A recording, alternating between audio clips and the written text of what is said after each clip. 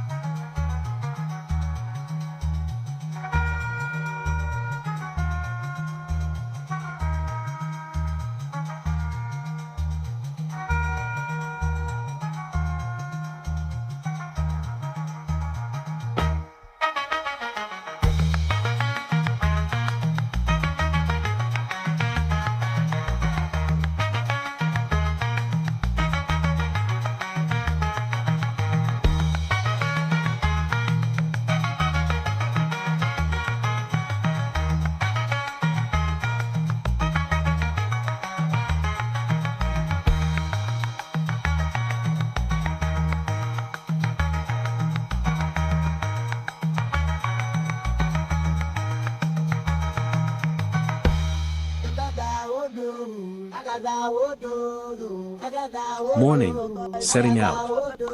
At dawn, the Hadzabe men and boys rise early.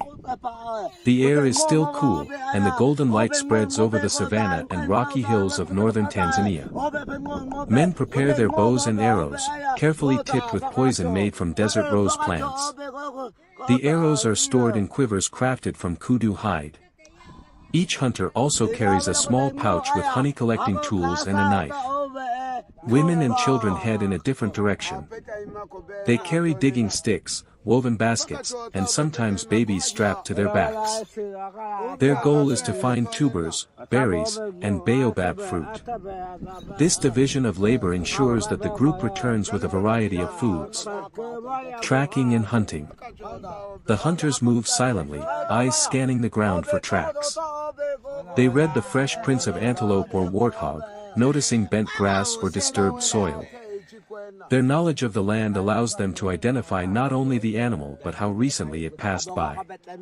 When they find game, hunters spread out. The bows are drawn, and if the shot is good, the poisoned arrow does its work. Sometimes the prey runs a long distance before falling. The hunters follow patiently, reading signs until they find the animal. A successful kill is cause for celebration. The meat is roasted on open flames, shared equally, and eaten with laughter and stories. Gathering food.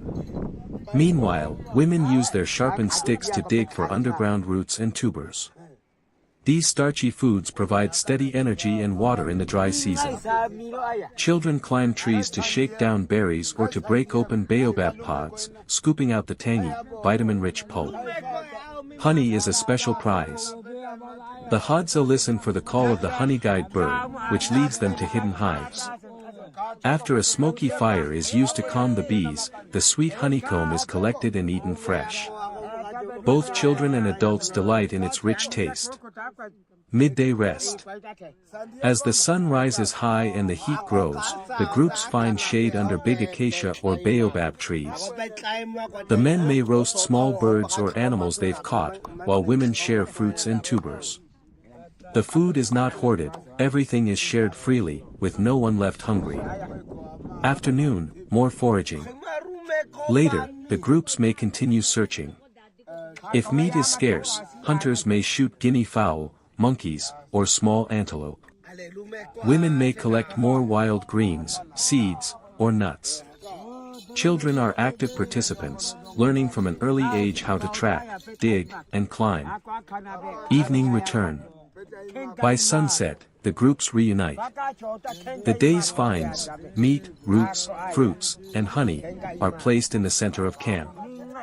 A fire is lit, arrows are repaired, and stories are told. The Hadza live day to day, without storing food, relying on their skill and the land's generosity. Key points of Hadza food finding. Men, hunting game, collecting honey. Women and children, digging tubers, gathering fruits, nuts, and seeds. Tools, bows and arrows, poison tips, digging sticks, baskets, knives. Food sources, antelope, warth. The forest awakens with sound, birds calling, leaves whispering in the wind. A small group of Hadzabe men and women walk gracefully through the lush green, their eyes scanning the trees for treasures.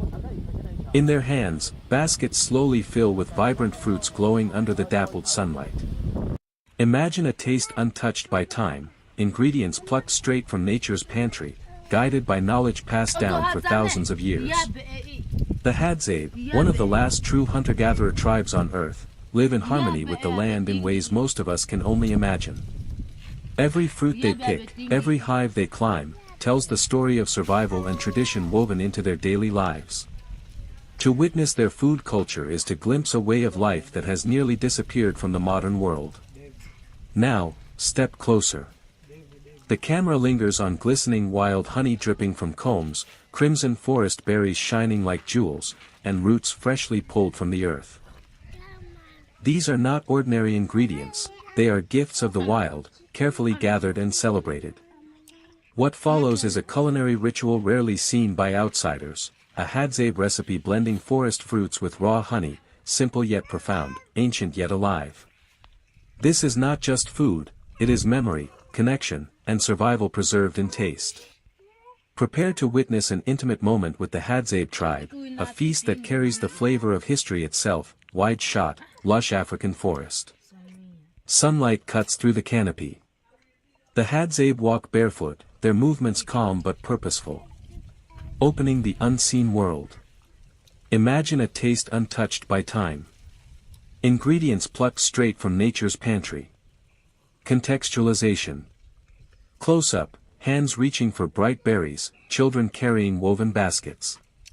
The Hadzabe are one of the last true hunter-gatherer tribes on Earth. Their way of life, nearly unchanged for thousands of years, offers us a rare glimpse into humanity's ancient bond with nature. Building anticipation. Camera pans across a beehive in the crook of a tree. Honey drips like liquid gold. A Hadza climbs swiftly, retrieving the hive with ease. Here, food is more than survival, it is tradition. Every hunt, every harvest, every drop of honey connects them to ancestors who walked this same land. Ingredients teaser. Slow-motion shots, wild honey glistening, crimson berries tumbling into a basket, roots brushed clean against stone. Glistening wild honey, exotic berries, and fruits of the forest, simple, pure, untouched. Together, they form the foundation of a recipe as rare as the tribe who keeps it alive. The dish reveal. The Hadza gather, mixing honey with fruits. Children laugh, elders taste, sharing is central. Gathered, and listened to the world before the world became so noisy. History, for a long time, was told from the top down. Kings, generals, conquerors. Maps redrawn. Empires made and unmade. Battles with dates. Treaties with clauses. Crowns and swords. But that's not the only way time passed. People are hungry now for something else. A history that lives lower to the ground. Closer to the soil. Not the story of who ruled, but how people lived. What they ate. Where they slept. How they raised children. How they waited out the rain. How they gathered roots when no fruit would grow. How they healed. How they carried grief, and how they passed joy along in stories around the fire. Let's begin where history is often quietest. With the indigenous peoples whose voices were left out of the official records. Morning, setting out. When the first light breaks through the branches of the baobab, the camp stirs. The women are already talking softly, tying their babies to their backs and gathering digging sticks. I rise, stretch, and run my hand across the smooth wood of my bow. My arrows are ready, some plain, for birds or small animals, others tipped with poison for larger game. My brother-in-law says to me, "Today, let us follow the tracks toward the rocky hills. I saw guinea fowl there yesterday." I nod, and we set off together, barefoot on the dust. The air is cool, and each sound, the call of a hornbill, the rustle of leaves, tells us a story. We do not carry food or water for the day. What we eat, we will find. Hunting for meat. We move slowly, stopping often to scan the ground. At last, I spot the delicate hoofprints of a dik-dik. They are fresh.